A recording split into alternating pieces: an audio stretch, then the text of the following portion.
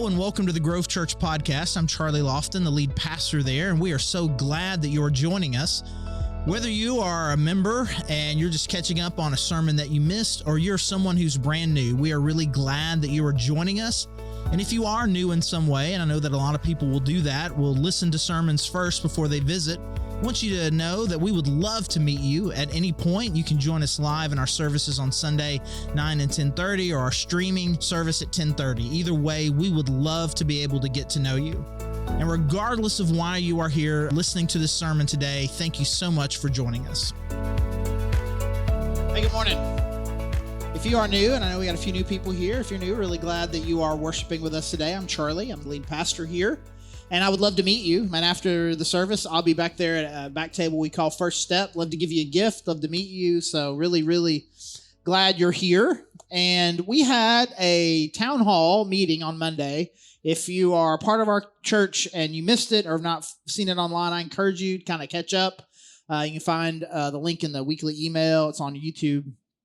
And we got to spend some time kind of talking a little bit about our past of the church and kind of how that informs kind of where we are and ultimately where we're going. It was a really good time, and I feel like God's got a really cool kind of vision for us for the future and want everybody to be a part of it. So I encourage you to watch that. And one of the things that we talked about during that time was kind of fancy word, kind of some of these false dichotomies, these little false choices that a lot of times that churches will make. And one of them is around, it seems like too often a church chooses to either be a welcoming, kind, and friendly church or a church that tells you the truth. And that you have to pick. It's like, well, if you're going to be really welcoming, there's certain things that you can't say.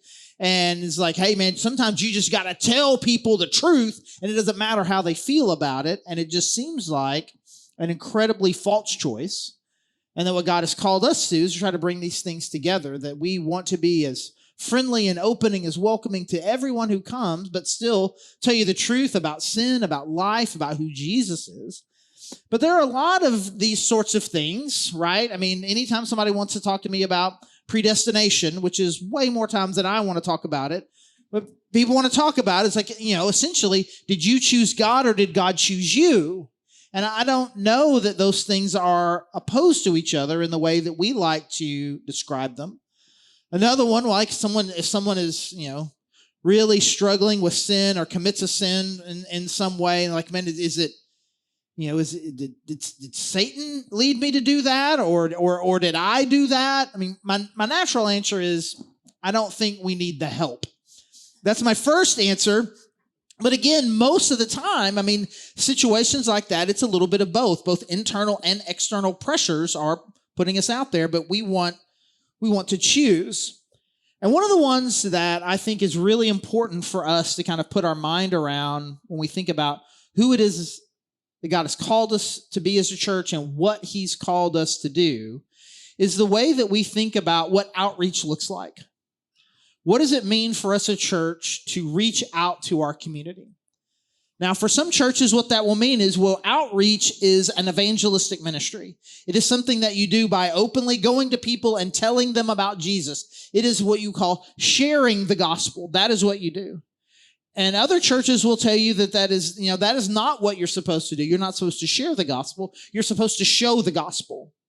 You are supposed to go out into your community in very tangible ways and meet physical needs, be a kind presence in the community, and that is the way that you do outreach. And it is a strange thing to me that churches or people, Christians, will fight, have arguments about this, as if these are two choices and you have to pick one.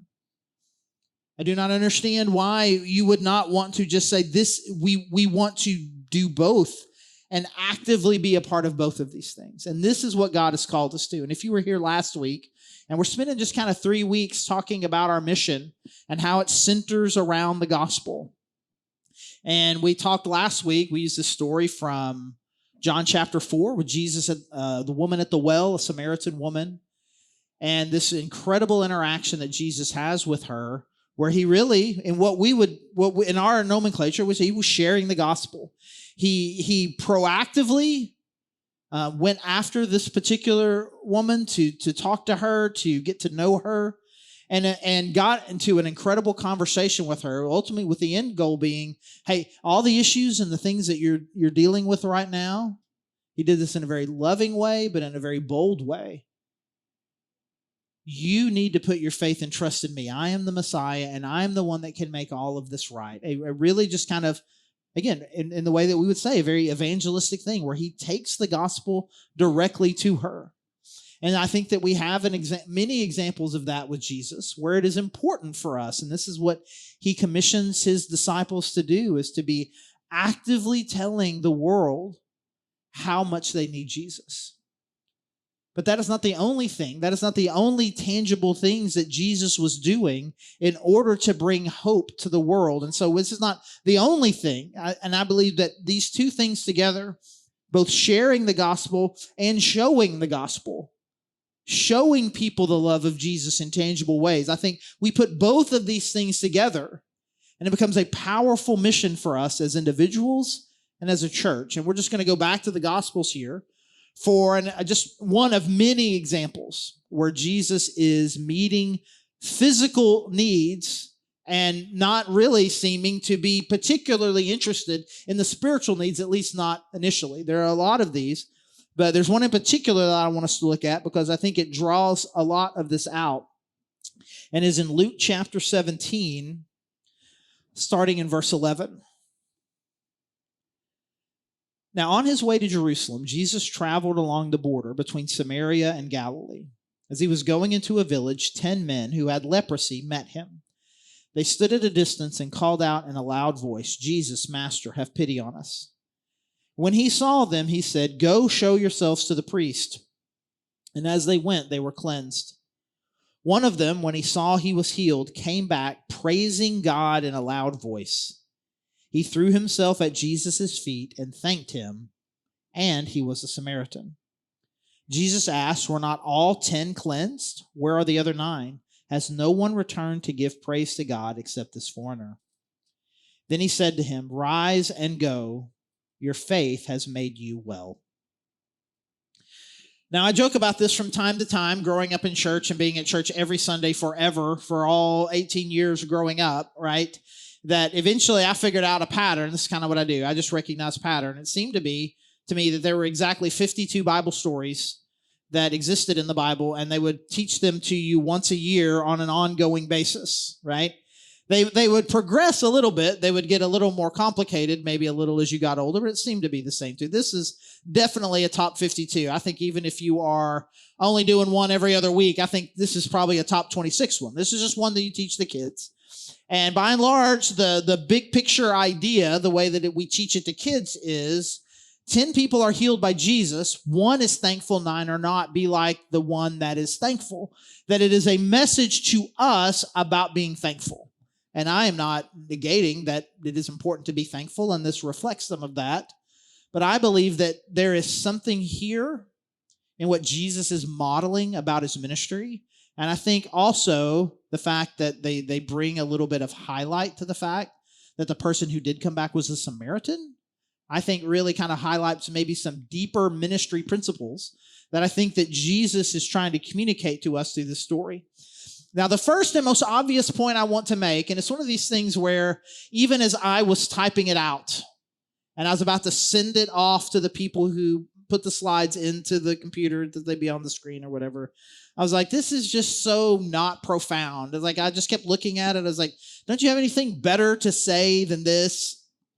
It's not very slide worthy. We'll say it anyway. It's this: meeting physical needs is inherently good. And you'd be like, bro, right.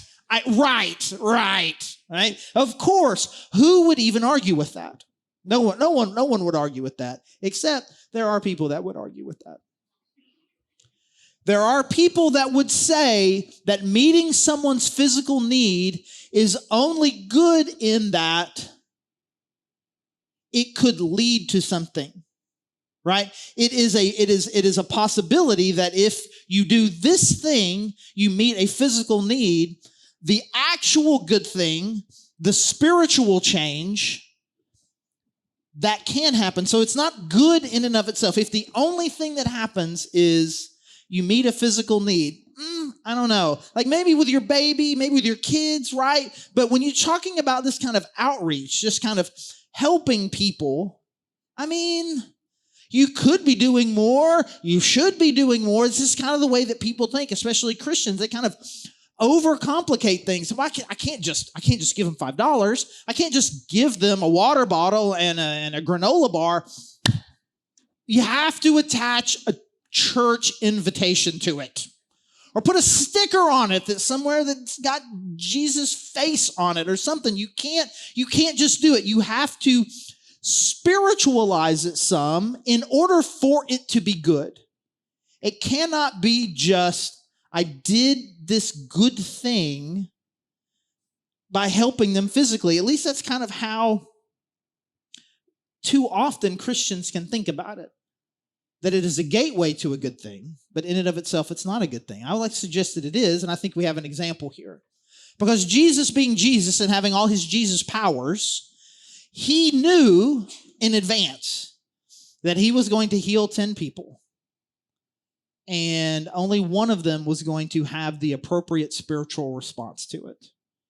And being Jesus with Jesus powers, could have just as easily the 10 come up to him and said, hey, please have mercy on us. He's like, you're a jerk, bro, jerk, heal. Like, and it's like, and the other night, like, what? Just the one. But he healed 10 people knowing that his return on investment was only going to be 10%. He was only going to get 1/10 of them to respond to him. But it was still something that he did. And this is just one example of many where, for lack of a better word, Jesus is just indiscriminately healing and feeding people without any sort of church invite, right? Calling to the meeting, making sure you respond in some way, just loving people as they are. But we tend to sometimes just make the simple act of loving somebody in a tangible way, we tend to just overcomplicate it. And you do not have to be coming at it from an overly spiritual, overly Christianized kind of way to kind of have this attitude. People think like this all the time. Someone comes up to you and they say, do you have any money? And your thoughts are not simple. Like, do you have some money? The answer to the question is kind of like when my daughters were little and we would go to Walmart and they would see something that they like. They're like, can I have this? I was like, no, it's like $20. And they're like, do you not have $20? I'm like, it's a little more complicated than that. I have $20. I'm not sure I'm willing to invest it in whatever this stuffed animal is right now, right? They're like, do you have any money? Of course I have money.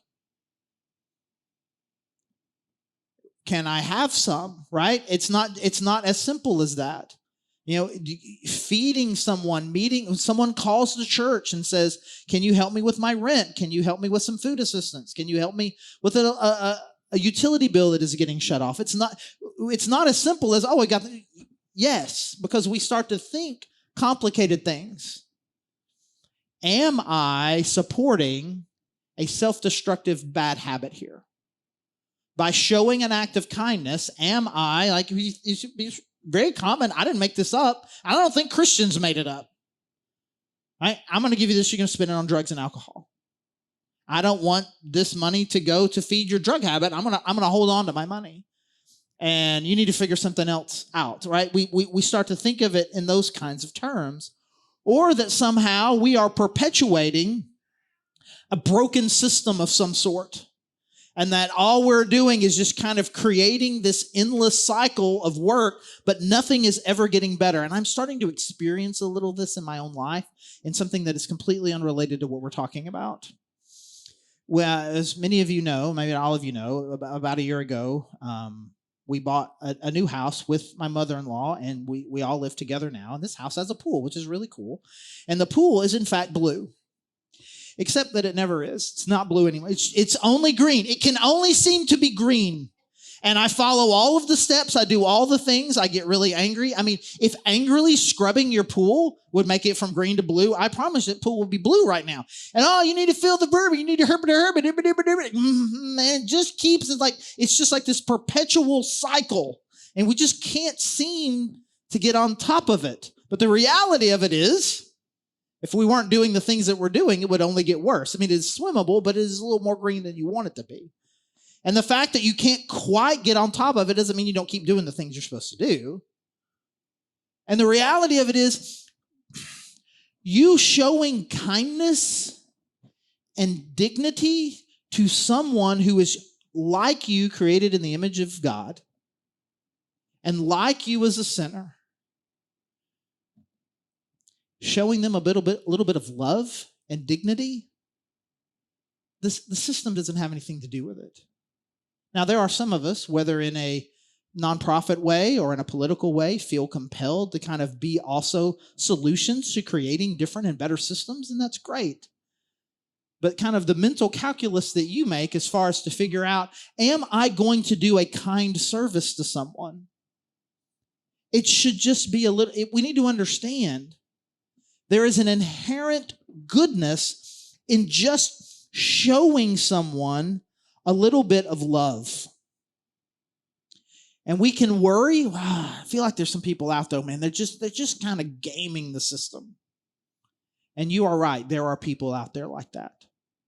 And our community care team is really good at understanding this. And if you say, hey, I need you to send this money to help pay my rent, what's your landlord's name? And then you can, what's your address and what's your landlord's name? There's actually a very simple way to test whether or not the address you're saying is, what's the verb? Landlorded? Landed lord? Anyways, lorded over? Owned by this person. And sometimes you find out, nope, that's their best friend and has no connections to the property whatsoever. Right? And so you can, sometimes this is true. And sometimes some of that can prevent us from, again, just an act of kindness. I have the ability to meet this need in this moment, and I will.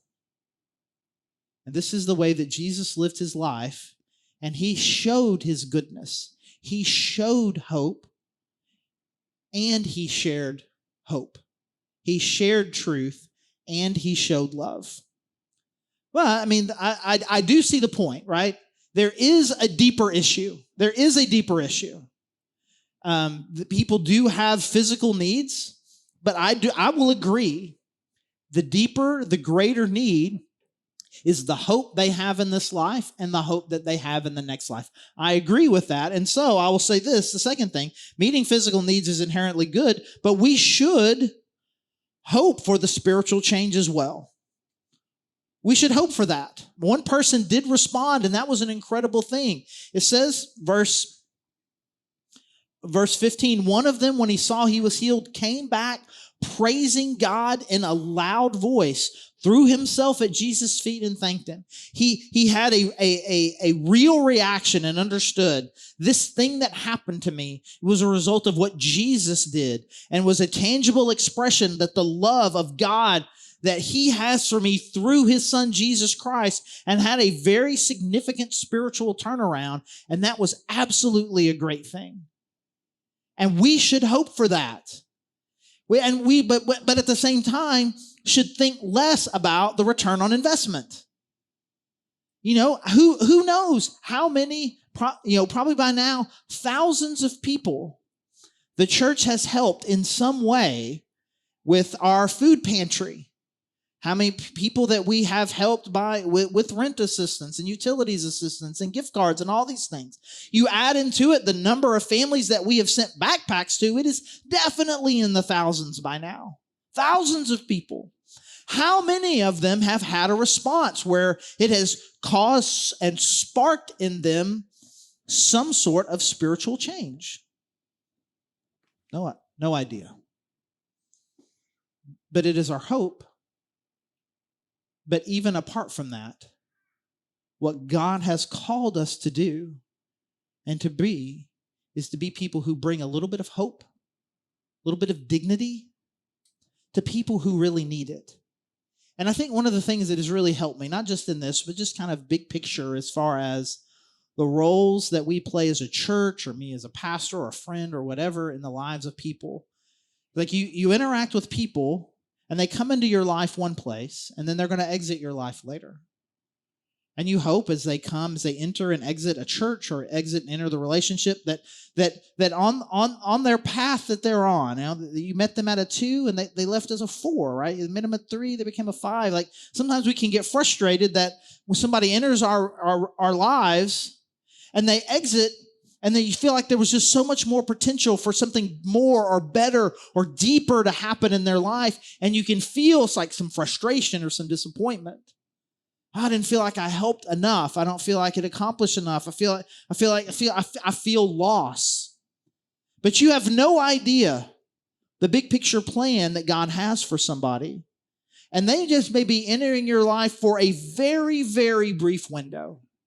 It may just be as simple as they walked up to our food pantry, grabbed some food, and left. And that is all of the interaction that this person is ever going to have with our church. It's never going to result in anything else. It's, man, we didn't even get them on the path at all. And I'm like, yeah, for some people, the love that you show as far as what God wants most from them is you got them from a -1 to 0, which is the immediate physical need was met, where then maybe someone else at some future point in their life, God will use them to get them where they need to go. And I was thinking about this today, just so many of the really weird interactions that I've had with people over the years. Like I've said this many times before. I think when I'm sitting by myself somewhere studying or reading, that everything about my face says, that guy does not want to talk to you. But in fact, what it says is, open for business, please initiate conversation. It does not matter if he's got earbuds in or not. Like, come talk to him. He could not be more excited about you coming to talk to him. And it happens a lot. I mean, and the most notable one, I've told this before, but we got enough new people, we can act like it's fresh.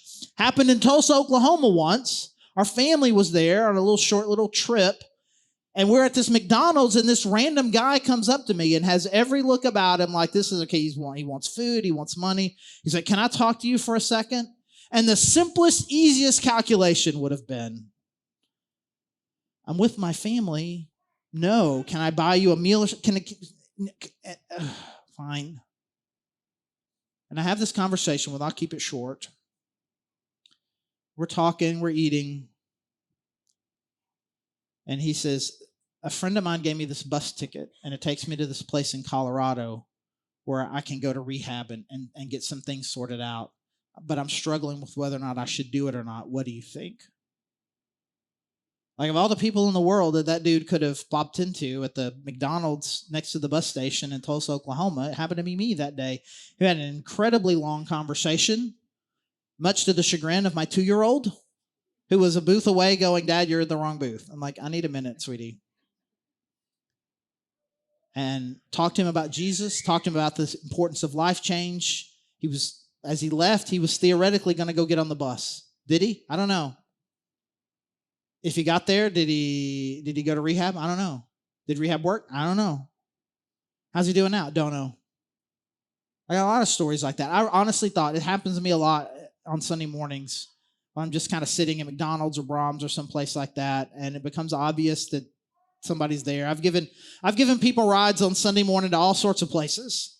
And I have to do the calculation. Do I have enough time to get there, go to the ATM, get him some money, do all this stuff in order to kind of get back and be here for my regular job? Because I have this fear. There's this story called the Good Samaritan, where the preachers in the story kind of overlook physical needs because I got to get to church on time.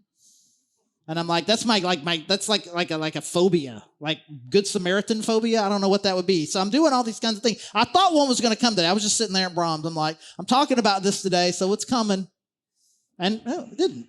So I have to tell you old stories. He said, and I don't know that anything came from any of them, except I know that they were in my life for 10 minutes. 5 minutes, 15 minutes.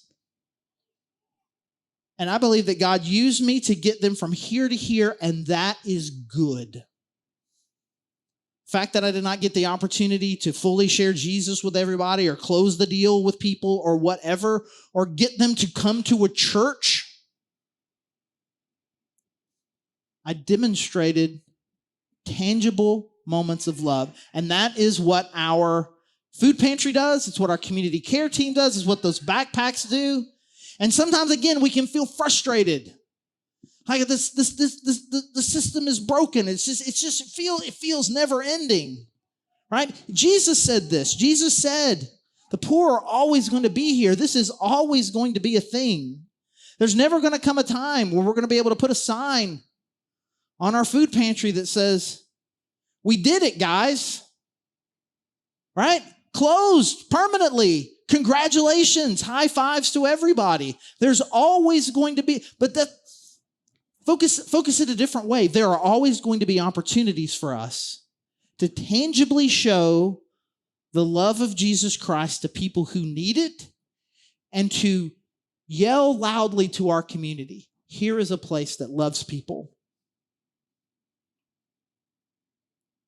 And so we do not have to think about it in terms of strategic nature, worthiness of investment, but we hope for it. We hope that God is going to, and we trust. And we trust that God, even if this is all we are able to accomplish, we put our faith and trust in God, who we know cares about this one, who he created in his own image, and wants them to have the hope of life through his son, Jesus Christ, way more than any of us do. That I trust that my narrow window of investment is going to be a part of a greater, bigger plan where God's going to do some really cool things.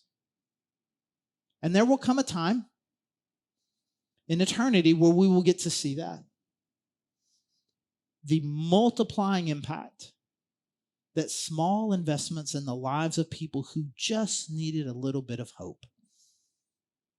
And they're going to say something like, I didn't know how I would ever be able to get my kid a backpack and school supplies. And not only did he get one, but he got one that has his favorite Stitch character on it. And it was so great. And it meant so much. And then they're going to tell this really long story. And it's going to be amazing. But it starts with us beginning with this idea of just recognizing that bringing these tangible moments of love and hope in and of itself is good. And we hope for something better. And ultimately, Jesus experienced this. I mean, he didn't experience the surprise aspect of it because he's Jesus and he knew. But very often the reward comes from an unexpected place. If Jesus were going to be strategic, he would not have healed the Samaritan. Because the Samaritan, there was racial and political real division. We did not invent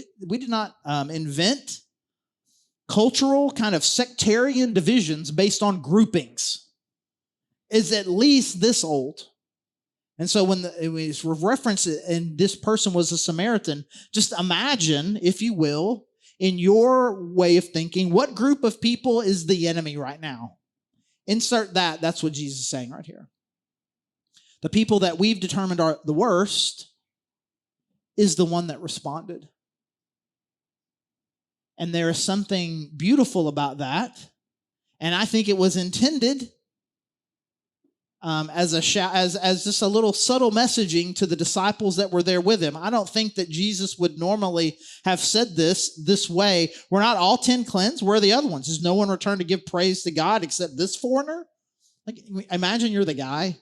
And like, bro, I just said thank you. And what's the deal? Right? That really is, I would imagine that was turned this way to his guys. You would not have given him the time of day because he doesn't meet your pre-qualifications. He's the one that came back. And the people that you thought were, quote, good investment would have thought were good investments. They didn't. And so you never know what God is going to do. You never know what difference you're going to be able to make in the long term. And it would seem to be that Jesus did not make those sort of overly complicated calculations. When presented with needs, he lovingly and genuinely and kindly met them. And as I think about the kind of church that our church has been and the future that God has for us, I believe that we are and will continue to be an incredible church that is bringing both of these things together. When given the opportunity, we want to tell people about the hope that only comes from Jesus Christ, the life that you can only have through him, through his death and his resurrection, how that's hope in this life and the next, and that we will be actively in church, in our small groups, and in our communities, in our workplaces, actively sharing Jesus with the world who needs it. But then we will also be people who are actively showing the love of God in tangible ways everywhere.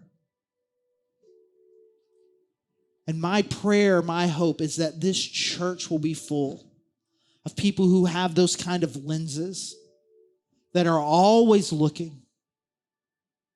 God, who are you placing in my life that you would love for me to share the gospel with? God, who are you placing in my life you would like for me to show the gospel? And as our church is full of those sorts of people, as our church is just deep in our culture that we are both sharers and showers of the gospel, the eternal rippling impact of that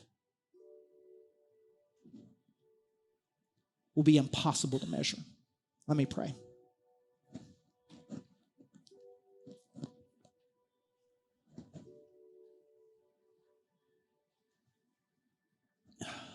God, I thank you again. I just thank you for this story. I thank you for its simplicity. I think that we can share it with our preschoolers, and they can learn about thankfulness. And the God, that we can look at it and we can learn about your heart. And God, I pray that we would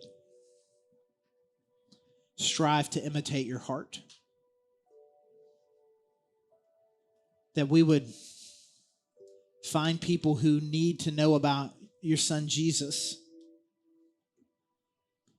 God, we would share him with them. And God, we would find the people who just need a small act of kindness and love. And we'd be people who meet those needs as well. In tangible and intangible ways, bringing the gospel to a world that is desperate for it. And so, God, those of us here who need that gospel, God, I pray that we would receive it. And the God, that we would all walk out of here with eyes and hearts to see how we can carry that gospel to the world. And it's in your son's name that we pray. Amen. Thanks again for joining us on our sermon podcast, and you can learn more about us at thegrovechurch.org. And if you go to thegrovechurch.org/connect, there's a form you could fill out. Just let us know that you've been listening. And if you want to dig deeper on some of these topics that we cover in our sermon podcast, or just in other issues of dealing with culture or theology, those kinds of things, you can check out our Cultivate podcast, which is on the same feed, however you found this particular podcast. So again, this is Charlie, the lead pastor at The Grove, and thank you so much for joining us.